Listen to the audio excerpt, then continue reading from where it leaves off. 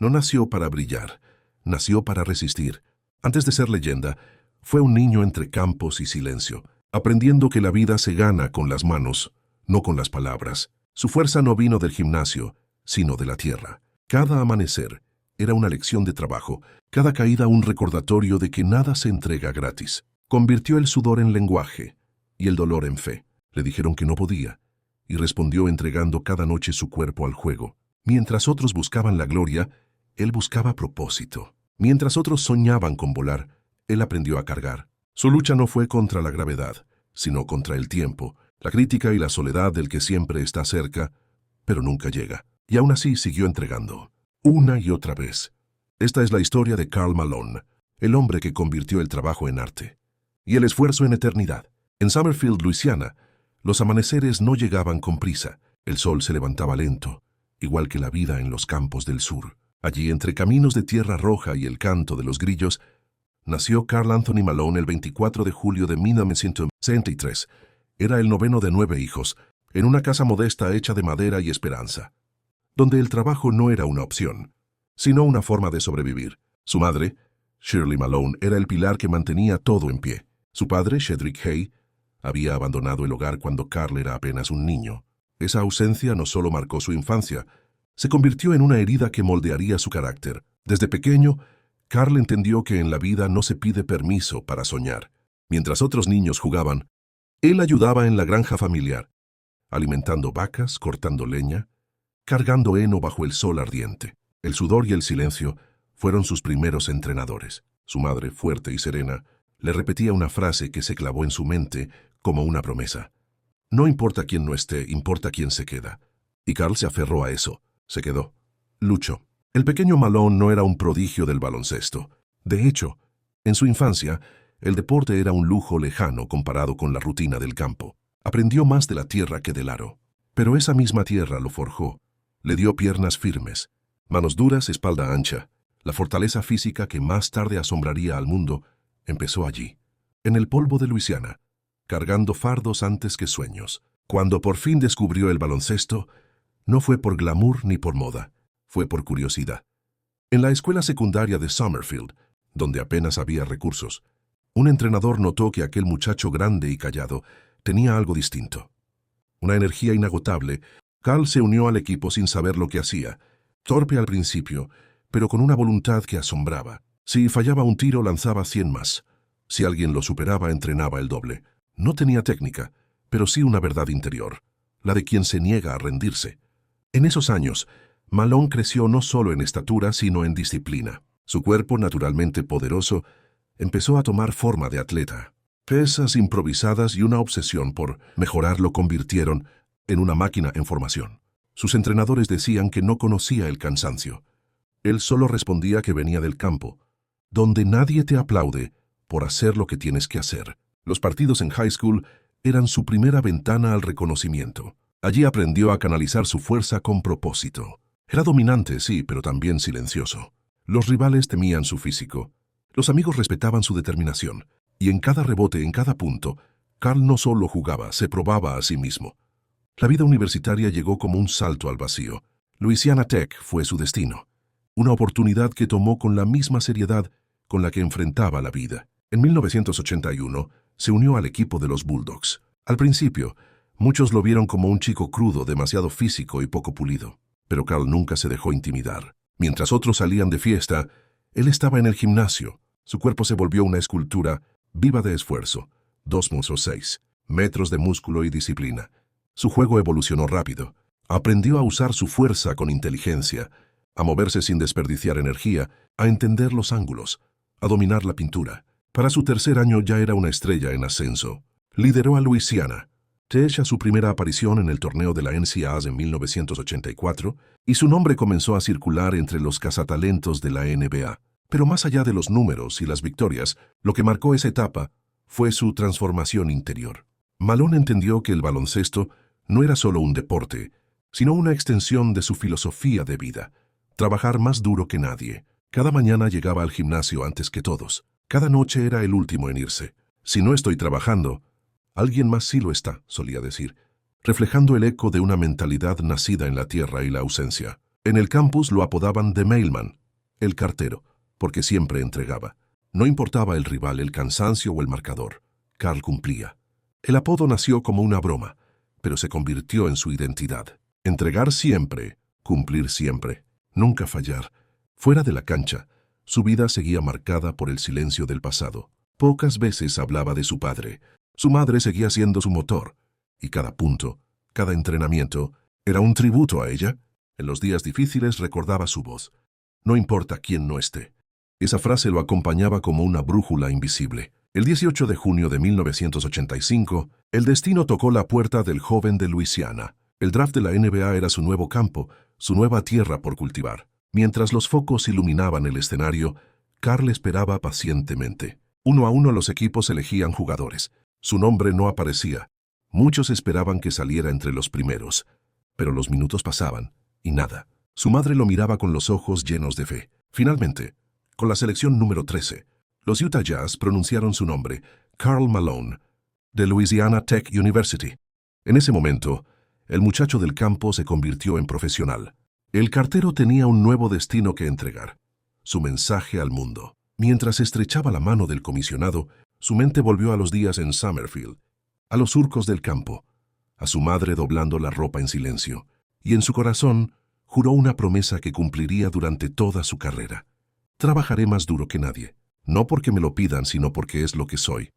El niño que aprendió a cargar fardos estaba listo para cargar su destino, y el mundo del baloncesto, sin saberlo aún, estaba a punto de conocer a The Mailman.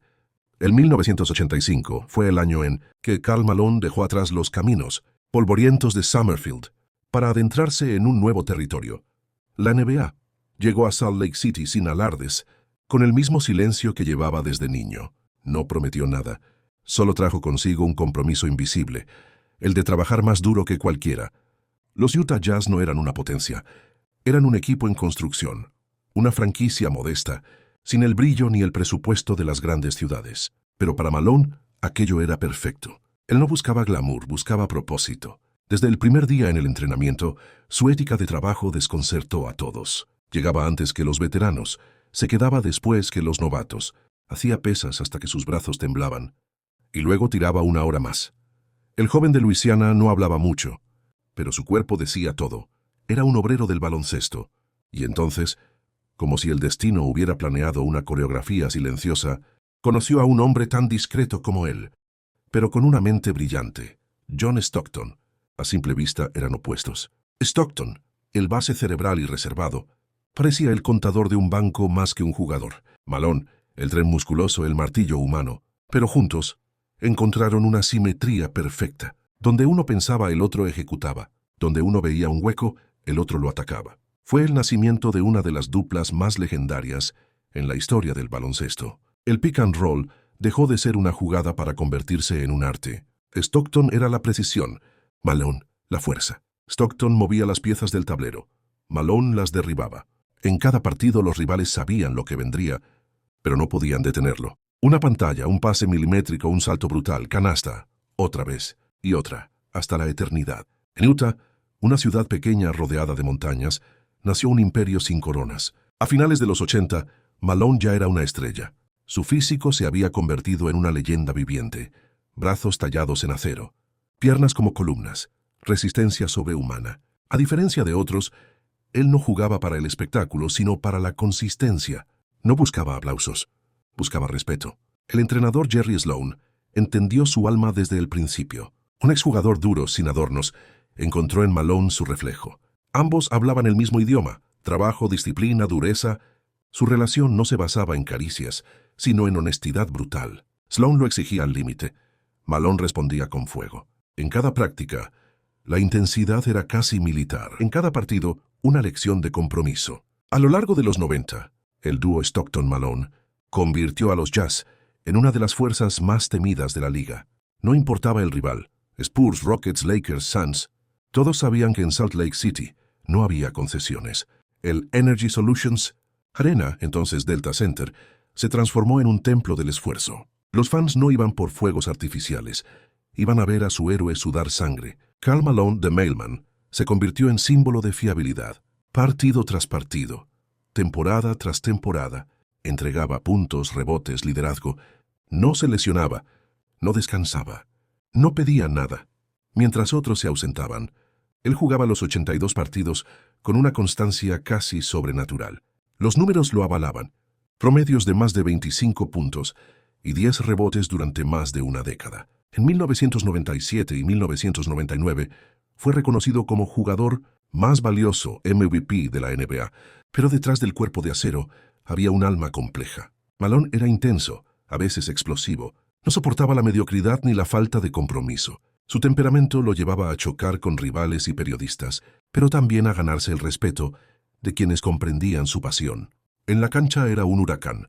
Fuera de ella, un hombre que seguía aprendiendo a manejar la ira y la soledad. Su rivalidad con Charles Barkley fue un espectáculo aparte. Dos fuerzas de la naturaleza, dos versiones distintas del poder. Cuando se enfrentaban, el parquet temblaba. Se golpeaban, se gritaban, se empujaban, pero en el fondo se respetaban. Barkley lo admiraba por su consistencia.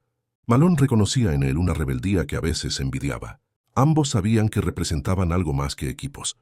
Representaban una era de gigantes. Y entonces llegaron las finales de 1997. Después de años de frustraciones en playoffs, los Utah Jazz, con Stockton y Malone al mando, habían alcanzado la cima.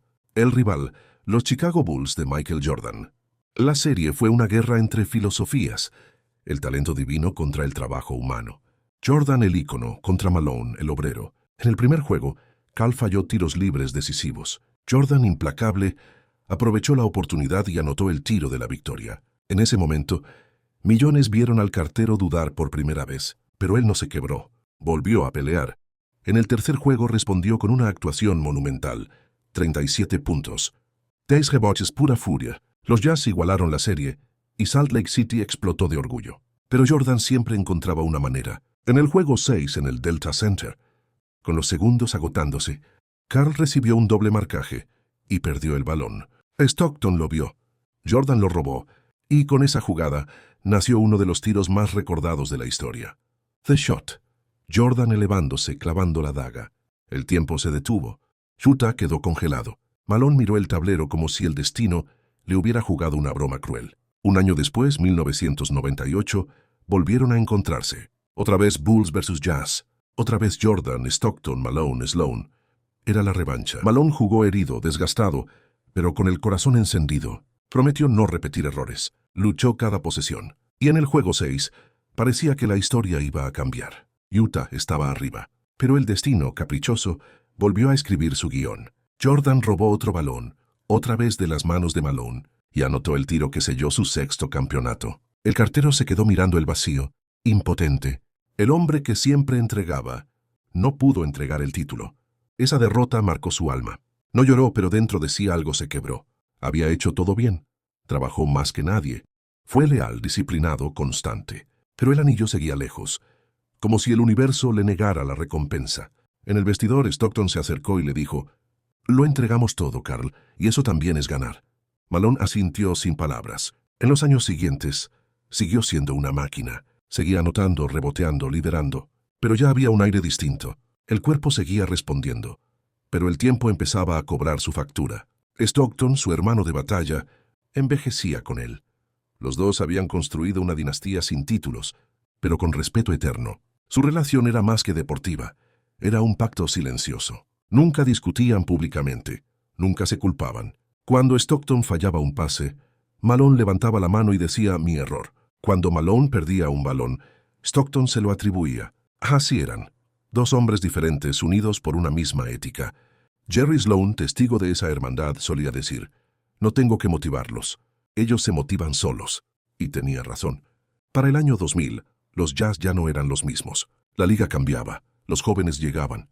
Los cuerpos cansados empezaban a pesar. Malone seguía siendo imponente, pero sus ojos ya miraban el reloj del destino. Stockton anunció su retiro en 2003, y con él se cerró una era. Karl se quedó solo por primera vez en casi 2 décadas. El cartero sin su compañero.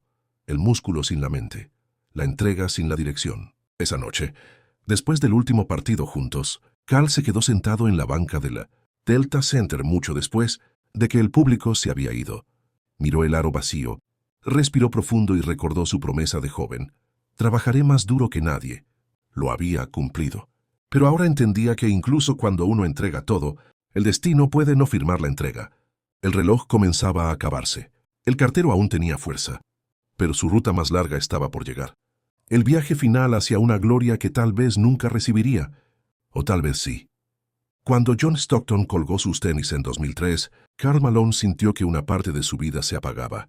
Durante casi 2 décadas habían sido uno solo. Pensamiento y acción, mente y músculo, una ecuación perfecta que había desafiado al tiempo. Pero ahora, sin él, el silencio del vestidor pesaba distinto. Malone sabía que aún tenía gasolina en el tanque, pero también sabía que su reloj estaba marcando las últimas vueltas. El cartero, fiel a su naturaleza, no quería retirarse con un casi, quería ese anillo. No por vanidad, sino porque creía que lo había merecido. Y así, a los 40 años, tomó una decisión que sorprendió al mundo: dejar Utah. Su casa, su gente, su legado, para unirse a los Los Angeles Lakers, el equipo de las luces, los egos y las estrellas. Era el verano de 2003. Los Lakers ya eran un fenómeno, pero después de perder en los playoffs, querían reforzar su dinastía. Shaquille O'Neal, el gigante dominante, Kobe Bryant, el joven prodigio, y Gary Payton, el gladiador veterano. Cuando Malone anunció que se unía a ellos, el mundo del baloncesto contuvo el aliento. 4 futuros Salón de la Fama, en un mismo equipo. Un último envío para el cartero. En su presentación, Malone habló con humildad. No vengo por dinero, vengo por el sueño. Desde el primer día, se notó que no era el Malone de los 90, no era el número 1 del sistema. Era parte de algo más grande. Aceptó un rol secundario, dejó de ser el foco y se convirtió en un engranaje más, pero lo hizo con la misma intensidad de siempre. Cada entrenamiento, cada defensa, cada rebote, era un testamento de profesionalismo.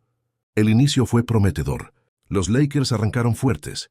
Malone, con 40 años, jugaba con una energía que desafiaba la lógica. Su cuerpo aún respondía, su mente seguía afilada. El pick and roll con Payton recordaba viejos tiempos, y su comunicación con Shaq en la pintura era una lección de sincronía. Kobe, en plena tormenta mediática, encontraba en Malone una figura paternal, un equilibrio emocional. Pero el destino, otra vez, tenía sus propios planes. En diciembre de 2003, en un partido contra Phoenix, Malone sufrió una lesión en la rodilla derecha, una torcedura que para cualquier otro jugador sería menor. Para él fue el principio del fin. Intentó volver, lo hizo, pero ya no era el mismo. El músculo obedecía, el corazón no cedía, pero el cuerpo ya no cargaba igual. Aún así, Malone se negó a rendirse. Jugó lesionado en los playoffs cojeando, pero sin quejarse. En las finales de 2004, frente a los Detroit Pistons, los Lakers eran favoritos. Todos esperaban el último envío del cartero, pero la historia, una vez más, fue cruel. Los Pistons, con su defensa férrea y su espíritu colectivo, desmantelaron a los Lakers partido a partido. Malone, limitado físicamente, apenas pudo contribuir. En el juego 4, su rodilla dijo basta. No pudo jugar más. En la banca, con hielo sobre su pierna, vio a sus compañeros caer y comprendió algo que había evitado toda su vida. No siempre basta con trabajar más duro. El 15 de junio de 2004, en el vestidor, Karl Malone se sentó solo. No había gritos ni lágrimas, solo silencio. Kobe pasó y le tocó el hombro. Shaq, en un gesto inusual, le dio un abrazo. Ninguno necesitó palabras. Sabían que para Malone esa era la última oportunidad. Y el anillo, una vez más, se le escapaba entre los dedos. Meses después anunció su retiro. Sin ceremonia, sin grandes luces. Dijo simplemente: es momento de volver a casa. Regresó a Luisiana, a la tierra que lo había formado. Compró un rancho, levantó establos, se reconectó con la tierra, con el silencio. En su casa las mañanas eran como las de su infancia. Olor a campo, sonido de pájaros, trabajo físico. Había vuelto al origen, pero no desapareció del baloncesto. En 2007, regresó a Louisiana Tech, su alma mater, como entrenador asistente y mentor. Allí, en el mismo gimnasio donde había aprendido a soñar, enseñaba a jóvenes lo que no se aprende en los libros: la ética, la disciplina, el respeto por el juego. Les decía, el talento gana partidos, pero el trabajo gana respeto. Sin embargo, su retiro no fue solo luz. El pasado lo alcanzó con viejas controversias, historias personales, decisiones difíciles, silencios incómodos. Karl no era un santo, era un hombre complejo, marcado por errores y contradicciones. Muchos lo criticaron, otros lo defendieron. Él, fiel a su estilo, no buscó justificar nada. Dijo una frase que lo resumía todo: no puedo cambiar lo que fui, pero sí puedo decidir quién soy ahora. En 2010, llegó el reconocimiento que selló su nombre en la eternidad, el Salón de la Fama del Baloncesto. Aquel día, en Springfield, Massachusetts, Karl subió al escenario con un traje oscuro y el rostro sereno. Detrás de él, un video mostraba su vida, los campos de Summerfield, las pantallas con Stockton, las guerras con Jordan, el rostro de Sloan. Cuando tomó el micrófono, su voz tembló un instante. No tuve un camino fácil, no tuve todo. Pero tuve algo mejor, el trabajo. Si algún niño allá afuera me está escuchando, quiero que sepa que no necesitas alas para volar, solo necesitas seguir caminando. El público se levantó.